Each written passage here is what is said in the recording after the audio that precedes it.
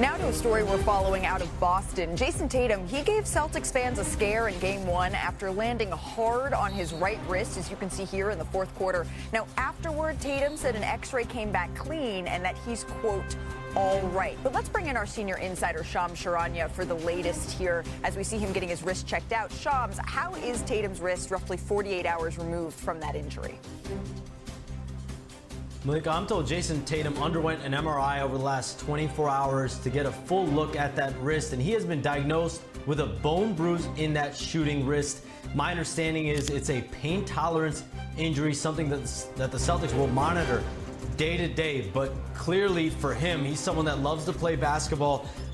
I'm told his status is somewhat up in the air for Game 2 on Wednesday. So this is now a bone bruise in the right wrist, shooting wrist of Jayson Tatum.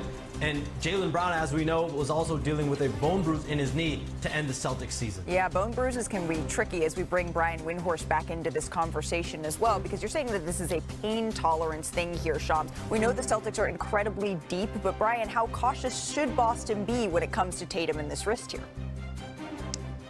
Well, let's go back to 2022, Malika. Jayson Tatum suffered a fall early in the playoffs in that playoff run that they went to the finals in, and actually suffered a very small non-displaced fracture in his left wrist that he played throughout the playoffs with, and it bothered him throughout the playoffs and maybe affected him later in the stages of those playoffs. So while Jayson Tatum has a reputation of playing through injuries, he's repeatedly one of the leaders of games played among star players in the league. Expect the Celtics to be very cautious here, learning from him having to deal with that longer-term wrist injury in the playoffs a couple of years ago, and knowing how strongly favored they are in this series. They do have great star depth, so not just in this next game. Watch them take care of that wrist to make sure that it doesn't linger as much as they can. That's a great point. Our Shams Charania reporting again that his status, Jayson Tatum's status, is up in the air here for this Game 2. Let's go elsewhere in the Eastern Conference here. The Milwaukee Bucks, they were without their star point guard in Game 1 against the Pacers, and he sure was missed. I think we're going to show you this graphic right here. Giannis did his part. The rest of the Bucks combined, the Bucks starters rather, combined for 14 points. But help is on the way. That's Dave's help stance, I suppose. Shams, you reported this morning that the Bucks will have Damian Lillard back for Game 2 against the Pacers. What more can you tell us about his return? Damian Lillard just got cleared for full contact on Thursday when he was fully cleared from his blood clot, got off his blood thinning medication. So it's been several days here of ramp up, 5-on-5, full scrimmages, being able to do everything on the court. And clearly, he's very much needed for Giannis Antetokounmpo. After that Game 1 loss, it became apparent that Damian Lillard was going to do everything he can to come back in Game 2. Potentially, if the Bucks had won Game 1, I could see him potentially returning then at Game 3. But obviously, that didn't happen. My understanding is his wind stamina, both things that the Bucks will monitor, but they are fully expecting him to be ready to play as many minutes as he possibly can tonight. Damian Lillard, of course, has been out since March the 18th. Shams, thank you so very much for joining us here on NBA Today. As we bring it back inside our studios here and are joined by our senior NBA reporter, Mark Spears. Mark, Dame's back in the mix now. For me, I'm looking at those non-Giannis minutes that he's going to be able to steady the ship a little bit here. What does it change for the equation for Milwaukee? Well, right now, I talked to Doc Rivers today. He said he's not sure what to expect.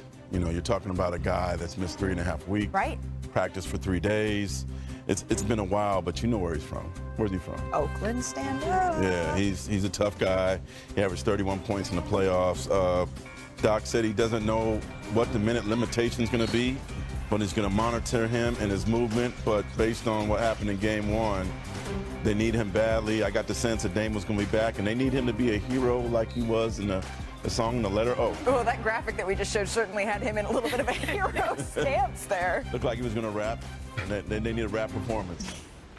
I expect Indiana to turn this into a track meet again. You looked at the first half against Milwaukee on Saturday. Yep. Fast break points, 5th in the NBA in fast break points, especially for a player who hasn't played since March 18th. Right. Get them out running. That's how they're going to beat this Milwaukee team. Listen, Damian Lillard back certainly helps. Even with him back, I still think Indiana's the deeper team here.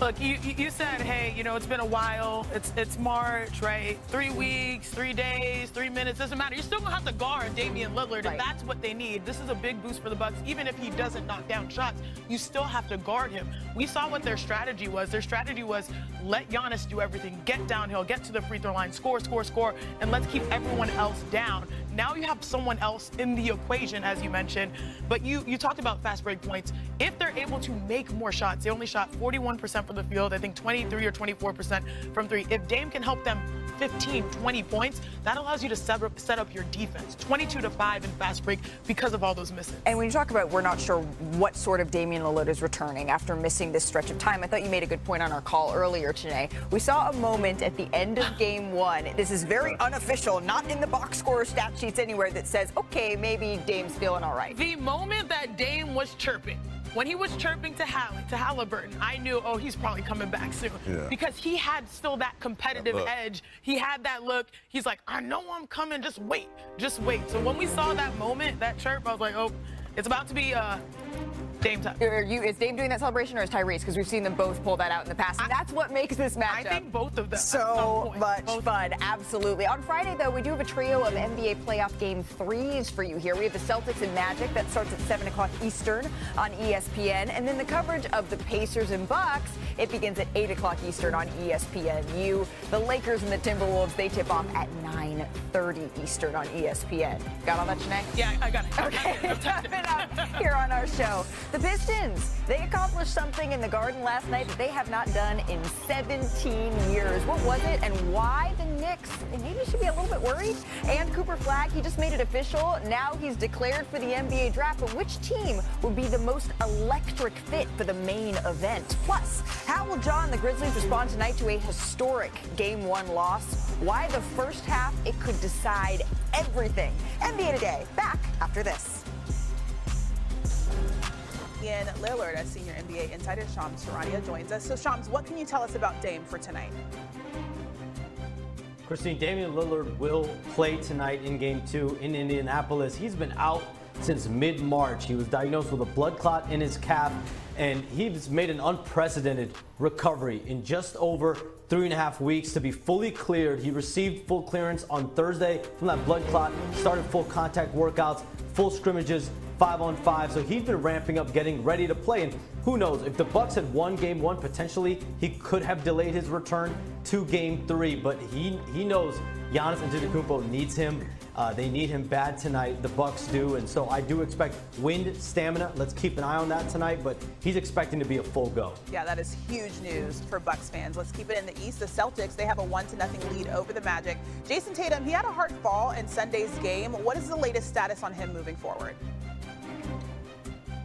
Christine, sources tell me that Jayson Tatum underwent an MRI on that right wrist over the last 24 hours, and he has been diagnosed with a bone bruise in his shooting wrist. It's believed to be a pain tolerance injury, something that the Celtics will be managing day to day, and his status is somewhat up in the air for Game 2 on Wednesday. It's very hard for a guy like Jayson Tatum to miss any period of time. He loves playing basketball, but that injury clearly might be something that lingers for a little bit for someone that led the Celtics in points, rebounds, and assists for the entire playoffs in 2024 plus the finals. Yeah, I was in TD Garden when that happened. The entire TD Garden went silent, so I know that they're hoping that he can come back in this series. Shams, thank you.